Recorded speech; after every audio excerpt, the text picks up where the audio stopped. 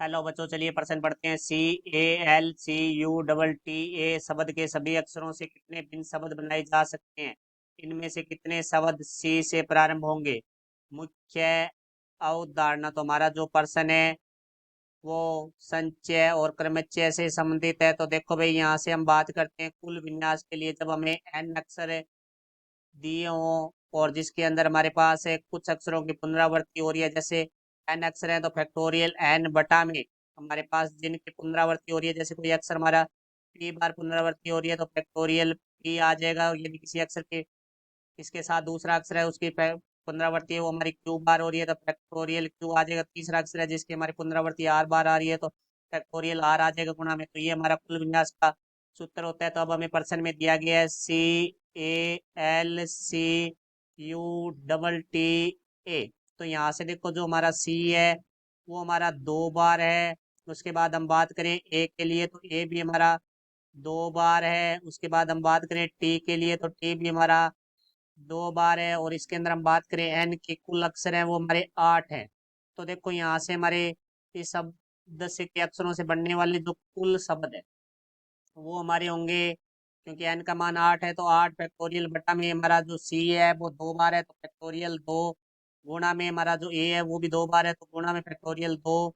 फिर टी है वो भी 2 बार है तो गुणा में फैक्टोरियल है 2 आ जाएगा। तो यहाँ से देखो भाई, हमारा जो फैक्टोरियल एन होता है वो बराबर होता है एन गुणा n-1 n-2। इस तरह से ये पद गुणा में कम होते हुए 3 गुणा 2 गुणा 1 तक जाते हैं तो 8 है फैक्टोरियल तो 8। फिर एक कम होगा 7 गुणा 6 गुणा 4 गुणा 3 गुणा 2 गुणा 1।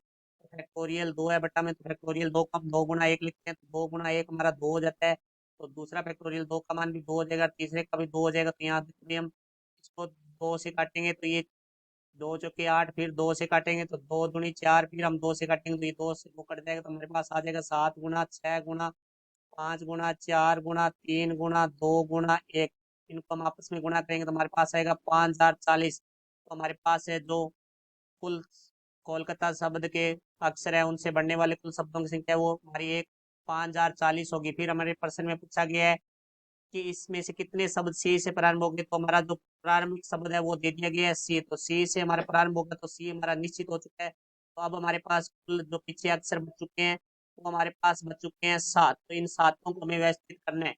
इसमें से हमारा एक सी आ चुका है तो अब हमारे पास है जो कुल विन्यास होंगे।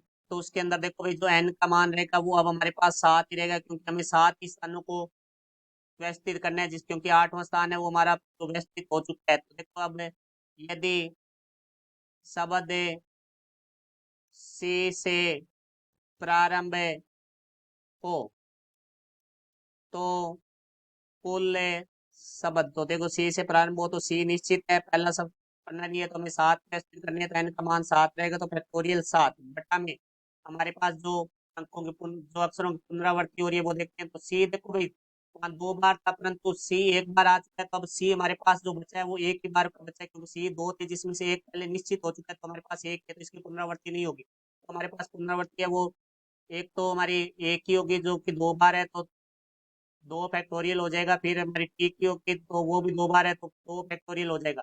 अब इसको हम हल करेंगे तो हमारे पास आ जाएगा 7 गुणा 6 गुणा 5 गुणा 4 गुणा 3 गुणा 2 गुणा 1 बटा में फैक्टोरियल 2 है, 2 गुणा 1 2 होता है तो फिर दूसरा फैक्टोरियल 2 है वो भी 2 हो जाएगा। तो यहाँ से 2 और 2 गुणा करेंगे 4 तो 4 से हमारा 4 कट जाएगा तो यहाँ से हमारे पास आ जाएगा 7 गुणा 6 गुणा 5 गुणा 3 गुणा 2 गुणा 1। अब इनको हम आपस में गुणा करेंगे तो हमारे पास आ जाएगा 1260। तो सी से प्रारंभ होने वाले जो हमारे अक्षर है शब्द है उनकी जो कुल संख्या है वो होगी हमारी 1260। ये हमारे प्रश्न का उत्तर हुआ। आशा करता हूँ समझाया होगा। धन्यवाद।